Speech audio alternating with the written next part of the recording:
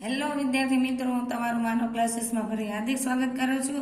તો આજે આપણે ધોરણ 8નો આઈડિયલ સભાપતિનો 19મો પાઠ જોવાનો છે. તો ફટાફટ આપણી ચેનલને લાઈક એન્ડ સબસ્ક્રાઇબ કરવાનું ભૂલતા નહીં. અને તમારા ફ્રેન્ડ અથવા કોઈ બીજા કોઈ હોય તમારા બીજી સ્કૂલમાં ભણતા હોય તો એને પણ શેર કરો, તેથી એ પણ બધા આઈડિયલ સભાપતિના વિડીયો જોઈ શકે અને એમાંથી તે અભ્યાસક્રમ કરી શકે. તો ચાલો આપણે જાજો વખત ન લેતા 19મા પાઠનું નામ પહેલા જોઈ શું છે. તો કે સિલ્વર સ્ક્રીન, અને એનો પ્રકાર શું છે? સંવાદ. અને એના લેખક કોણ છે? તો કે સંકલિત. હવે એના વિકલ્પનું સોલ્યુશન કરશું આપણે. પહેલો વિકલ્પ છે સિલ્વર સ્ક્રીન એકમ પ્રમાણે અભિવ્યક્તિનું સશક્તન માધ્યમ કયું છે? તો કે ફિલ્મ કલા. પછી ફિલ્મો વિશે વિકાસનો શરૂઆતનો મત શું હતો? તો કે તે ફિલ્મ જોવા ખાતર જ ક્યારેક જુએ છે. સિલ્વર સ્ક્રીન સંવાદમાં કયા પાત્રને સ્ટોરી લખવાનો શોખ છે?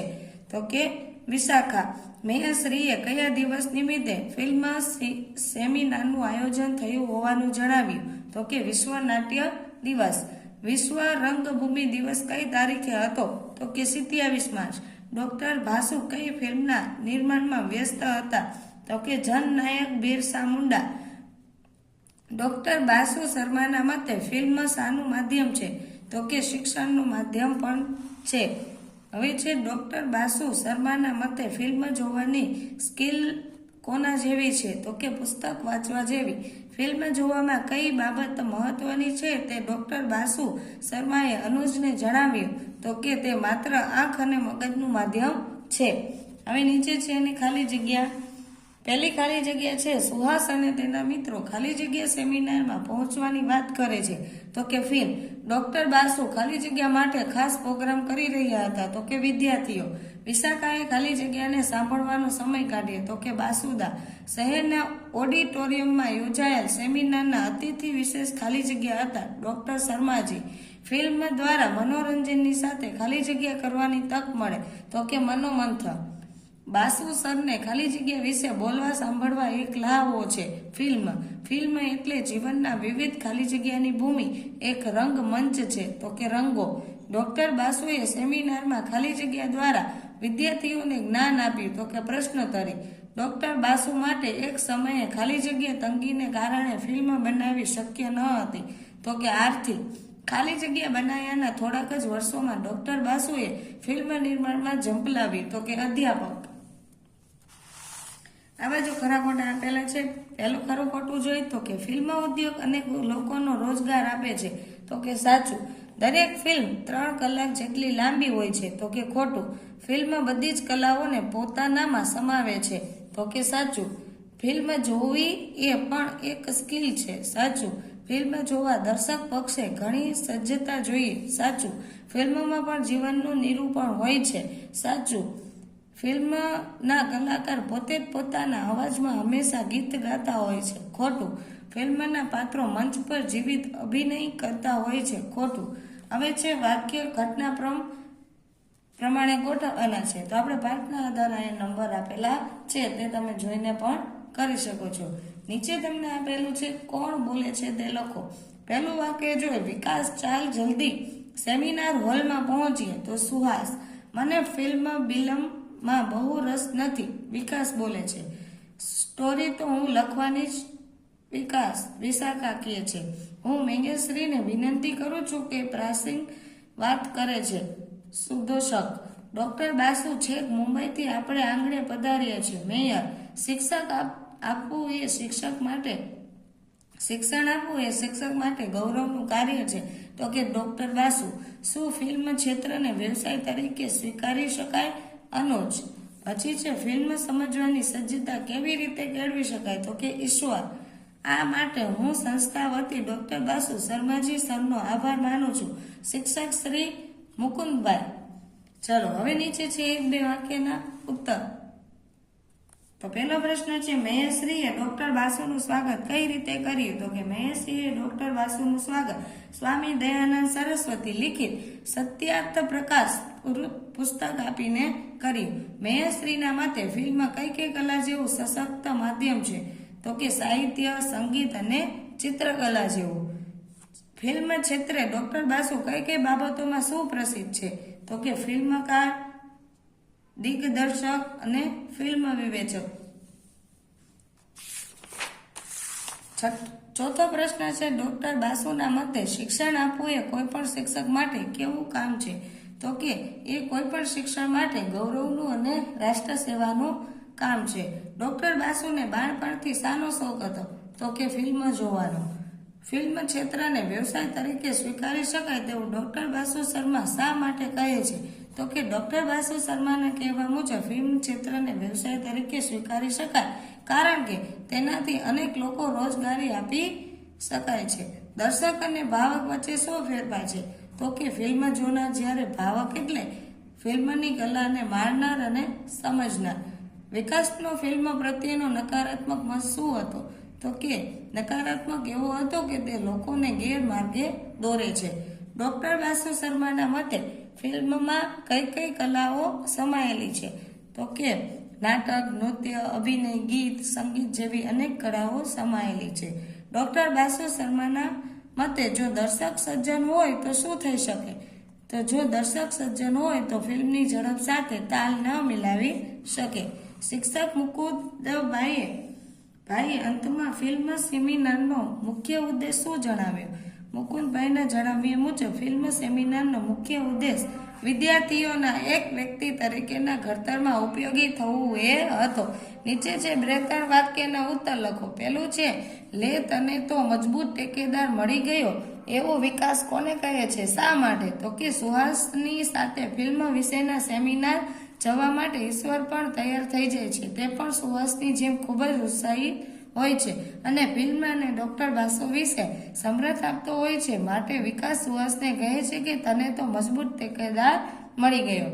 પછી છે, તમે સ્વાગત વિધિ ક્યાં થતી જોઈ છે? એમાં શું શું કરવામાં આવે છે? તો કે સ્વાગત વિધિ સામાન્ય રીતે જાહેર સમારંભો, શાળાના કાર્યક્રમો, રાજકીય કાર્યક્રમો, ધાર્મિક સામાજિક કાર્યક્રમો, લગ્ન જેવા પ્રસંગોમાં જોવા મળે છે. તેમાં મહેમાનોને ફૂલહાર પહેરવામાં આવે છે, તિલક કરવામાં આવે છે, તેમજ પુષ્પગુચ્છ, શાલ કે પુસ્તકો અથવા સ્મૃતિચિહ્ન આપવામાં આવતા હોય છે.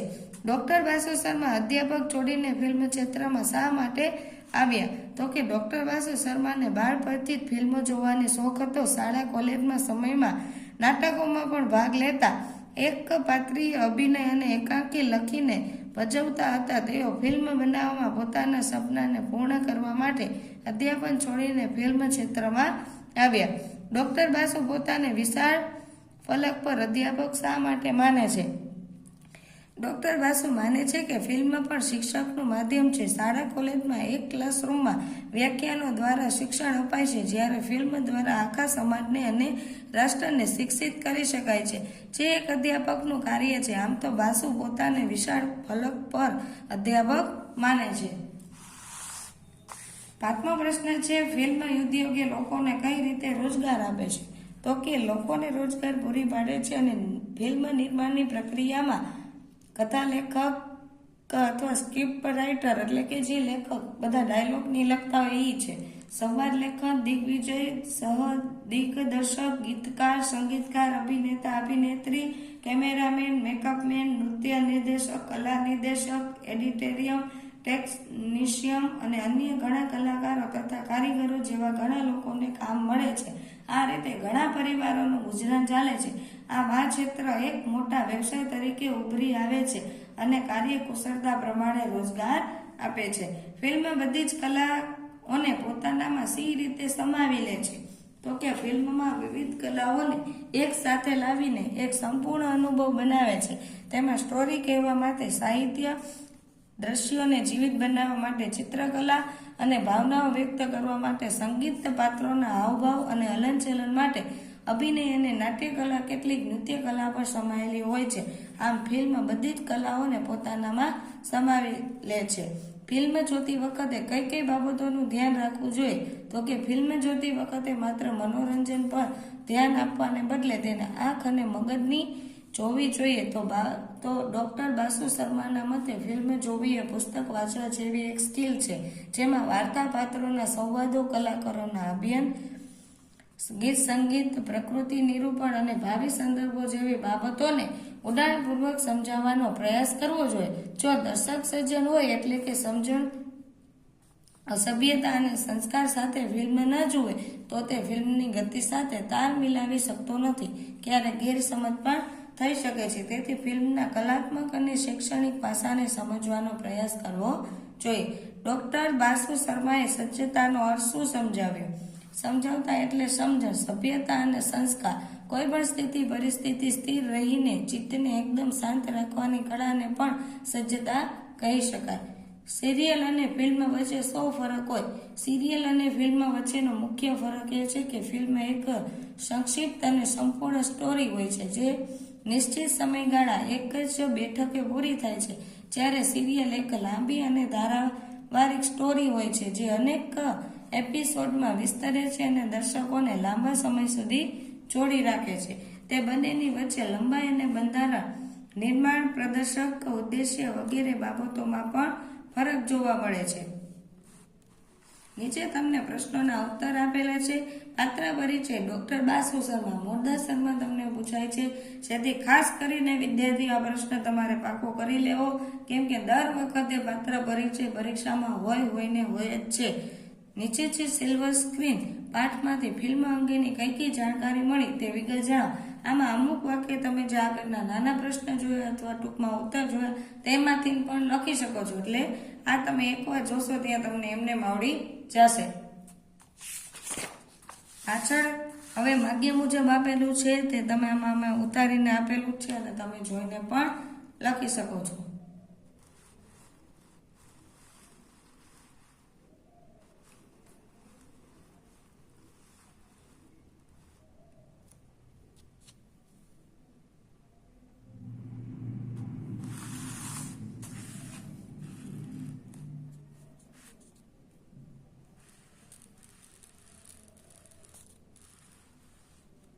ચલો, જો અમે સવાલ પૂર્ણ કરો પણ છે તમારી એક્ઝામમાં જો તમને પૂછતા હોય તો તમારી તૈયાર કરવાનો રહેશે.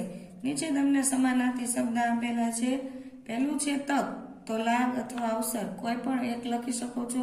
વિશિષ્ટ તો ખાસ અને અનુકૂળ, નિષ્ણાત તો કુશળ, ભાવક તો રસાસ્વાદક, પછી ટેકેદાર તો સમર્થક, વિખ્યાત તો જાણીતું, ઉત્સુક તો આતુર, માર્ગદર્શન તો સલાહ, અતિથિ તો મહેમાન અને કલાત્મક તો કલાપૂર્ણ. વિરોધી શબ્દ તમને આપેલા છે. શાંતિ તો અશાંતિ, ઉત્સાહિત તો નિરુત્સાહિત, મજબૂત તો કમજોર, નવરું તો કામગરું, વિકસિત તો અવિકસિત, વ્યસ્ત તો અવ્યસ્ત, વાસ્તવિક તો કાલ્પનિક, શિક્ષિત તો અશિક્ષિત, ગુપ્ત તો જાહેર અને સમજણ તો અણસમજણ. પછી જોડણી સુધારો પણ છે આ બાજુ. અને નીચે તમને શબ્દકોશ ક્રમમાં ગોઠવા આપેલા છે જે કક્કાવારી પ્રમાણે અને સ્વરનો ઉપયોગ કરીને હોય છે. ધ્વનિને છૂટી પાડવાને આપણે આગલા ઘણા બધા ચેપ્ટરમાં જોઈ ગયા, તો હવે તમને આવડી જ ગયું છે કેવી રીતના હોય છે. પછી નીચે ધ્વનિ અને જોડીને શબ્દ લખવાનું છે. પછી છે શબ્દ સમૂહ માટે એક શબ્દ. પહેલું છે ટેકો કે સમર્થન આપનાર, તો ટેકેદાર. જેનો ઉપર નાટક ભજવાય તે સ્થાન, તો રંગભૂમિ. મનમાં ચાલતું વિચારોનું મંથન, તો મનોમંથન. નાટક કે ફિલ્મોનો મુખ્ય સૂત્રધાર, તો દિગ્દર્શક. હવે છે રૂઢિપ્રયોગનો અર્થ લખી વાક્ય પ્રયોગ કરો. તો ઝંપલાવવું, તો આયોમ કરીને આવેશપૂર્વક કૂદી પડવું અથવા સાહસ કરવા. બે માંથી ગમે તે લખી શકો છો. વાક્ય તમે તમારી રીતે પણ બનાવી શકો છો એક્ઝામમાં. પણ એક ખાસ વાતનું ધ્યાન રાખવું, તો જે પ્રશ્ન છે તેમાં ઉપયોગ શબ્દ થવો જોઈએ. ગેરમાર્ગે દોરવું, તો અવળું કે ખોટું માર્ગદર્શન આપી અવળા રસ્તે ચઢાવવું. તાલ મિલાવો, તો અનુકૂળ થઈને રહેવું. ચાલો, આ પાઠને આપણે વિરામ આપશું. તો આઈ હોપ તમે અમારી ચેનલમાંથી જોઈને અભ્યાસક્રમ કરતા હોય તો બીજાને પણ શેર કરો, તેથી એ પણ જોઈને અભ્યાસક્રમ કરી શકે. તો અને તમે પણ ખાસ અમારી ચેનલને લાઈક એન્ડ સબસ્ક્રાઇબ કરવાનું ભૂલતા નહીં.